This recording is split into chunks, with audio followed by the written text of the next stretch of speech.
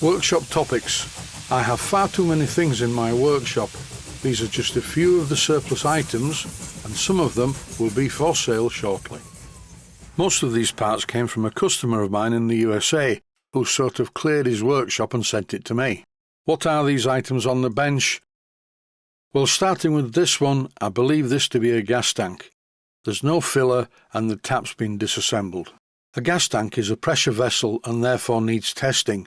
Normally when you buy these things you get a certificate with them stating the pressure, but this one doesn't feel right. It's very thin, and like most of the things that were sent to me from the USA, it's damaged, mainly due to insufficient packing. The damage isn't very bad, and the thing is okay. I would convert this to a condenser.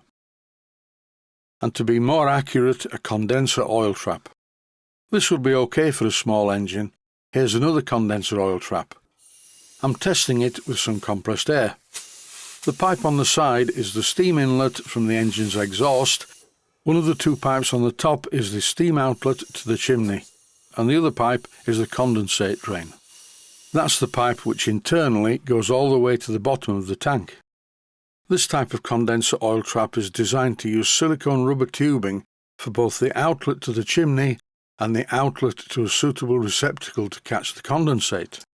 The best way to find out which pipe connects to the chimney and which pipe drains the condensate would be to connect the condenser oil trap to the outlet of a steam engine's exhaust. Then you will see what happens and it will become apparent. These parts were not very well packed when they were shipped to me from the USA, so this is also damaged. Nothing that a bit of paint wouldn't put right. Here's a smaller condenser and it's a slightly different design. I assume that the steam exhaust from the engine goes in from the right-hand side. The condensate drain is the vertical pipe that goes all the way to the bottom of the tank, and the steam exits the unit on the left-hand side. There are a couple more of these small condenser oil traps, and this design is slightly different. This one appears to have a steam inlet, a steam outlet and a condensate drain. I'm using my compressed air line just to trace the route.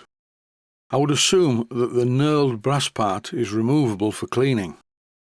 I'm sorry to be so vague, but I really don't do much these days with very small steam engines. These last two tanks seem to look a bit homemade and the paint job isn't so good.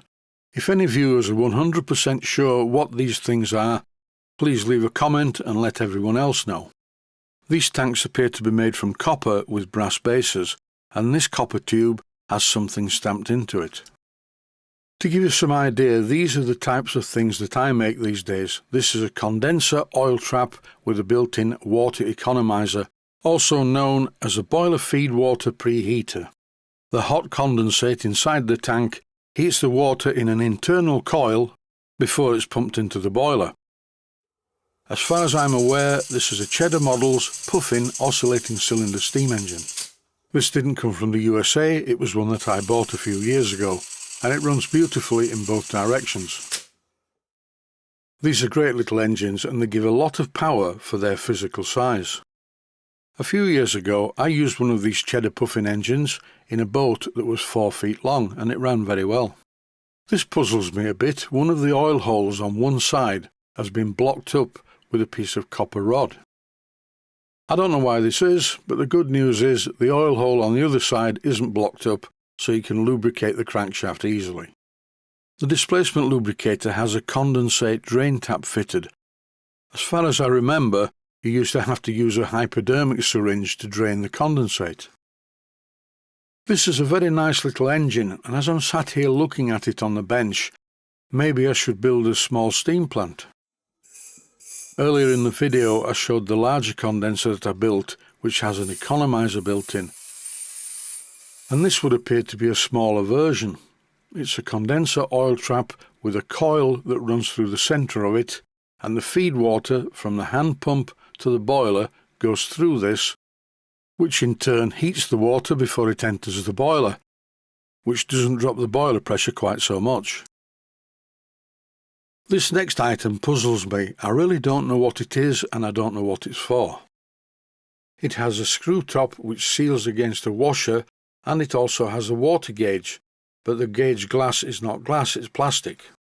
When I first looked at this, I thought it was a water tank, but it can't be as the outlet is right at the top. and here I'm demonstrating the principle using a small needle file.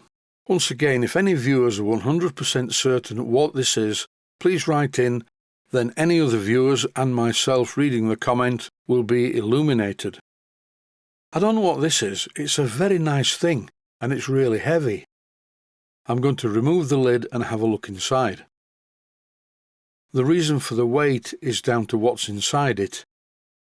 These small plastic bags all contain either compressed air fittings or water fittings or blanking plugs. There is a name stamped on the bottom of this small pot, and when I googled the name, it told me that this was some sort of kitchen utensil. A very expensive kitchen utensil. Its structure is not what I expected. It's copper on the outside and it's stainless steel on the inside. I could easily convert this to a thing called a Windermere kettle just by putting a steam coil inside it. That way I could make myself a cup of tea just by connecting any steam boiler to the coil inside the tank. As for the compressed air fittings, pipe fittings and blanking plugs, I put them in my box of compressed air fittings, pipe fittings and blanking plugs. I'm sure they'll come in useful one day. A few years ago I bought a Stuart Victoria steam plant from a man in Cheltenham, and at the same time from the same person I also bought some Stuart 5A parts and this small boiler. I've never done anything with this boiler, but I'm currently looking at that really nice condenser oil trap and the small Cheddar puffin oscillating cylinder steam engine. With a bit of time and effort I could convert all these items into a fully functional steam plant for a model boat. But first I need to perform a hydraulic test on this boiler to make sure it's okay. And I will make that video very shortly. But that's it for now. Stay safe, stay healthy, thanks for watching and I hope you found it useful. Please take the time to visit my main Steam Models website and click on the section of the website that says Video Playlists. And by doing that you can find other videos that you may like to watch. And by using the playlists, you can actually watch the videos back to back.